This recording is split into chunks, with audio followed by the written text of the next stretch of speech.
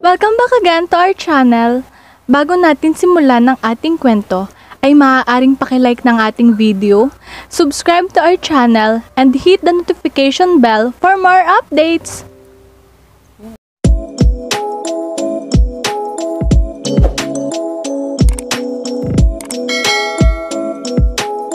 Ang pagpapatuloy ng ating kwentong pinamagatang Tempted. Ang aming pong kumpanya ay nag-o-offer ng 100% employment opportunity. Pag po na-approve ang kontrata na ipinasa namin, yun po ay hindi lang kami ang gumagawa, wherein idinidistribute po namin iyon sa ibang well-developed companies para makapag-hire sila ng workers na gagawa ng trabaho. Nakakatulong po yan para mas maging maayos ang result. Ika nga po nila, 2 heads is better than 1. Sir, kung aaprubahan niyo po itong sadya namin dito, sinisigurado po namin na this project will be the best ever. Trust me. Paliwanag ni Julia. Wow, that is so motivative. I love your speech. Ani ng director habang pumapalakpak. Nakangiti naman si Brandon na nakatingin kay Julia. Thank you po, sir. Sabi ni Julia habang binubuksan ng director ang documents. At pinipirmahan iyon. Pagkatapos mapirmahan at makapag-usap ay umalis na sila ni Brandon sa building na iyon at sumakay sa sasakyang nakatigil sa may entrance. We're not going to the company. Take us sa paborito kong resto. Ani Brandon sa driver.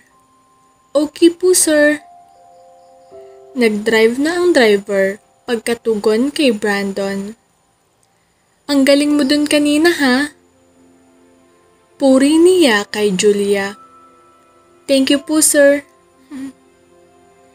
Nahihiyang tugon ni Julia habang nakangiti. Let's celebrate. Masarap ang mga pagkain sa restaurant na yon.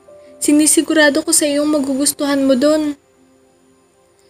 Ani Brandon. Sir, sige po. Si Kate ay nakahiga lamang sa kwarto niya. Dahil nga wala siyang trabaho, kaya naman nakatigil lamang ito sa bahay. Nang biglang nagring ang cellphone niya at si Ann ang tumatawag sa kanya. Nagunat siya ng kamay at kinuha ang cellphone niyang nakapatong sa mesa. Oh, ba't ka napatawag? May problema ba? Ani Kate. Nakita mo na ba? Siguro naman hindi iyon totoo. Ani Ann habang nakaharap siya sa salamin at nag-aayos ng sarili. Bakit? Ano ba yun? Ano bang problema? Alam kong hindi ka na mahilig magtingin sa social media, pero may sinend ako sa iyo. Tingnan mo dali. Ani Ann. Anong meron sa social media? Anong sinend mo sa akin? Ba't ba hindi mo na lang ako diretsuhin? Antok pa ako eh. Sige na. Mamaya na lang kita tatawagan. Sige, tawagan mo na lang ako mamaya. Si Brandon lang naman ang nag-post sa IG. May caption pang my girl. Pero shadow lang ang kita sa babae. Hindi ko alam kung ikaw ba yun o si Julia. Kaya nga gusto kong i-confirm sa'yo eh. Ano? Hindi ako yun. Nandito lang ako sa bahay eh. Ang kapal talaga ng mukha ng Julia na yan. Galit na sabi ni Kate. Hindi ikaw yun? Pagtatakang tanong ni Ann. Intay nga lang at tatawagan ko yung si Brandon. Kailangan niyang magpaliwanag sa akin. Tama yan, kausapin mo siya. Tingnan mo na din yung sinend ko sa'yo. Okay, sige. Bye muna ha. Thank you nga pala ulit. I will call you back later. Pinatay na ni Kate ang tawag. Wala akong pakialam sa kanila. Ang mahalaga lang sa akin ay matuloy ang kasal para matuloy ang plano ko. Ani Kate na humiga na uli sa kama. Hindi man lang niya tiningnan ang picture na sinasabi ni Anne. Kinabukasan, pagkagising ni Brandon ay dumiretso na agad siya sa bathroom para maligo. Pagkatapos ay nagsuot na ng damit na pang-opisina.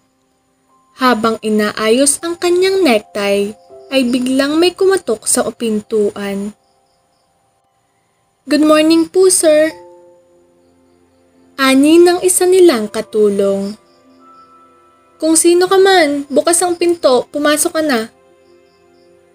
Sabi ni Brandon.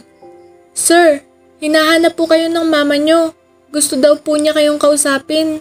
Nandun po siya sa salas." Sabi ng isang katulong na nagbukas ng pinto.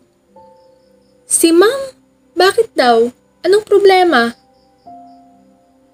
"Hindi ko po alam, sir, pero mukhang bad mood po si ma'am." "Okay, sige. Susunod na ako."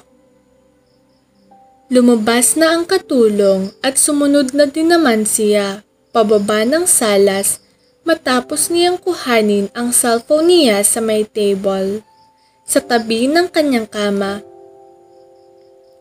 Habang pababa na ng hagdan ay tanaw niya ang kanyang ama na nakaupo sa upuan sa may salas habang hawak ang walking stick habang ang kanya namang ina ay nakatayo hawak ang cellphone niya.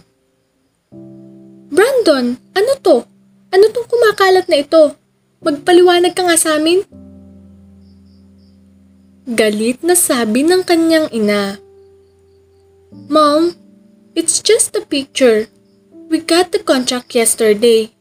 Kaya nga hindi ko na pinakita ang mukha niya kasi alam kong malaking issue na naman yan. Hays, wag nga kayong..."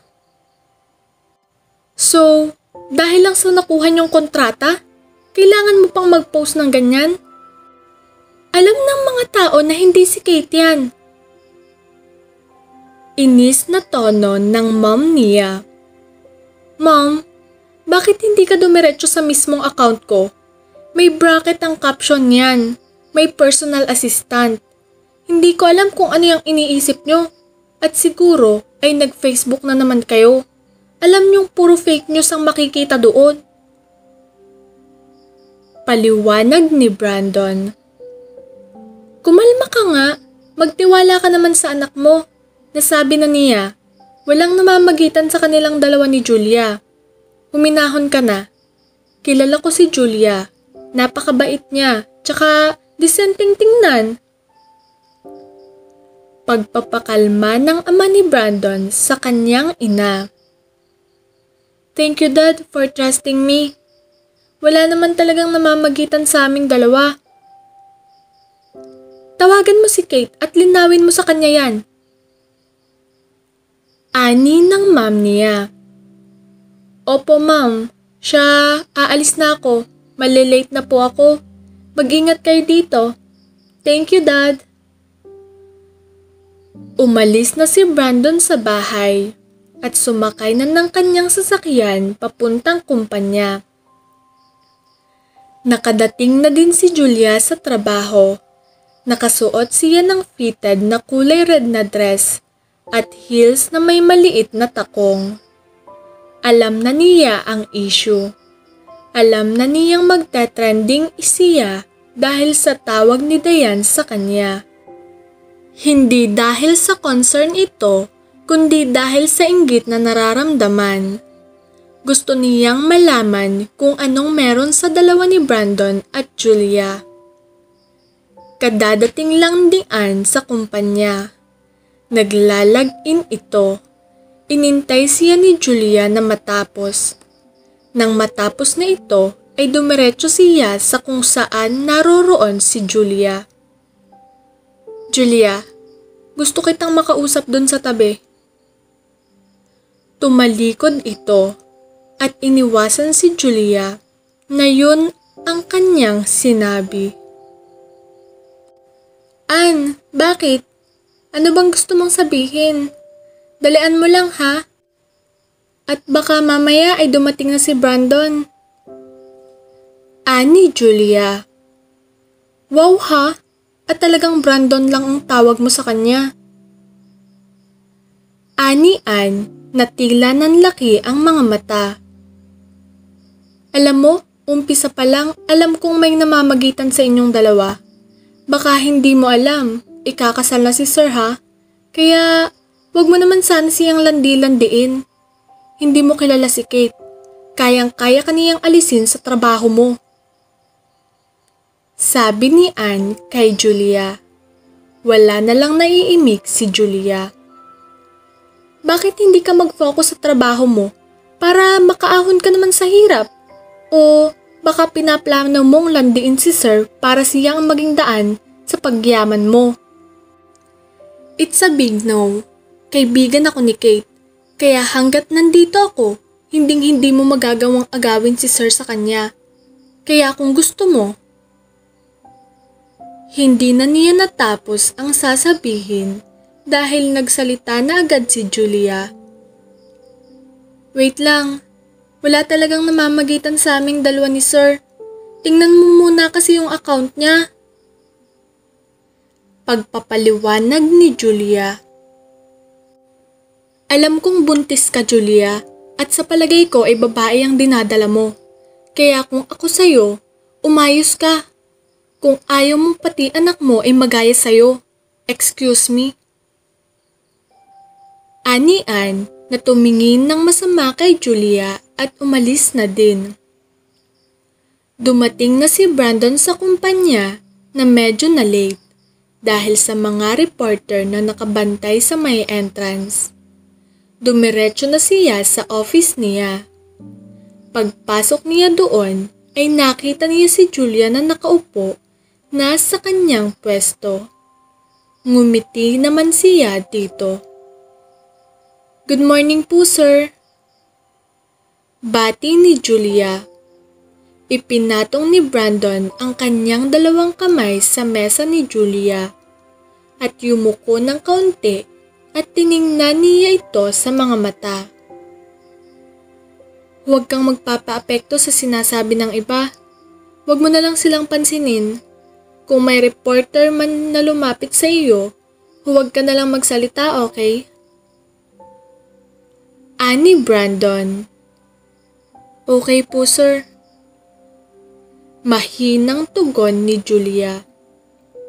Kung hindi lang dahil sa kasal na yan, sasabihin ko na kung anong gusto nilang malaman nang matapos ng gulong ito. Ani Brandon sa kanyang sarili. Kagigising lang ni Kate at dumiretso na agad siya sa kusina para kumain. Pagkatapos niyang kumain, ay nilinis na ng katulong nila ang mesa. Papunta na siya sa salas nang makita niya ang kanyang inang dali-daling bumababa ng hagdan, hawak-hawak ang cellphone nito. Ano ba itong kalokohang ginagawa ni Brandon? Sabay harap ng cellphone sa tapat ng mukha ni Kate. Ano po yan, ma'am? Nagkukunwaring wala siyang alam tungkol doon. Tingnan mong maigi ang trending na yan, anak. Inabot niya ang cellphone kay Kate.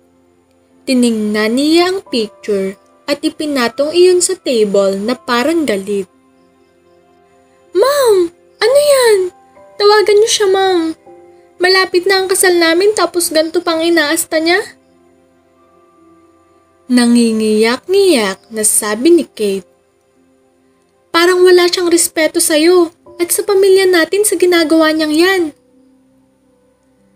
Ani ng ina ni Kate. Tawagan niyo ang mom niya, pati sabihin niyo kay dad. Kausapin ng tito about that, mom. Pag kinasal na kami, ganyan lang din ang gagawin niya. Ayoko ng ganyan, mom. Ani Kate habang umiiyak na. Kumalma ka, anak. Kakausapin ko siya. Huwag kang mag-alala, ha? Wait lang, mom. Akyat lang ako sa taas. Andun ang phone ko, naiwan ko. Kakausapin ko siya. Umakyat na siya ng hagdan. Nag-iba din ang reaksyon ng kanyang mukha nang tumalikod na siya sa kanyang ina. Ano kaya ang pinaplano ni Kate matapos ang kasal nila ni Brandon? Buntis nga kaya si Julia? Para sa mga susunod pang kaganapan, maaaring pakilike ng ating video. Pindutin ang subscribe button, ganoon na rin ang notification bell for more updates!